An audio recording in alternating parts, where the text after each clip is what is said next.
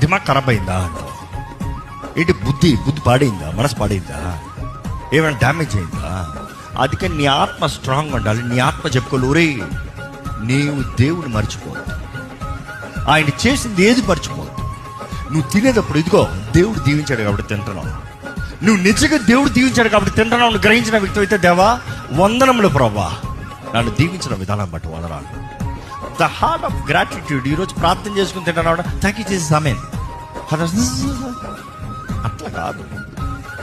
నేను ఒంటరిగా తిన్నానంటే నేను నిజంగా చెప్తున్నాను, I'm not faking, I'm not lying, I don't want to pretend, God is my judge. నేను ఒంటరిగా తింటున్నానంటే తినే ప్రతి మొదలో దేవునితో చెప్పుకుంటూనే తింటా, మాట్లాడుకుంటూనే తింటా, నాట్ జస్ట్ తింటాం కాదు. ఆ దేవుడితో, దేవా నీకు వందనాలు ప్రభా, వందనాలు, నీకు వందనాలు. కొన్నిసార్లు అనిపిస్తుంది నాకు, కొంతమంది రుచికరమైన ఆహారాన్ని పెడతారు. ఎంత రుచికరం అంటే నా చెయ్యి అదుపులో పెట్టుకోవాలి. అందుకని నేను తింటానంటాను. ఎవరు నా భార్య అయితే నేను తినిపిస్తానంటే అంటది. పెట్టిందనగా మనం పని చేసుకుంటా ఎంత తింటామో తెలియదు, తర్వాత పొట్ట నొప్పి ఉంటుంది. కానీ బట్ దెన్ నేను తినేటప్పుడు కంట్రోల్ ఉండాలి. Hold stop it, I know where to stop.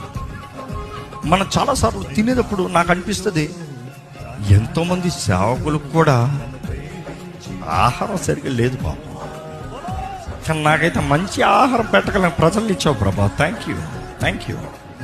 I'm enjoying the food and I'm eating, thank you.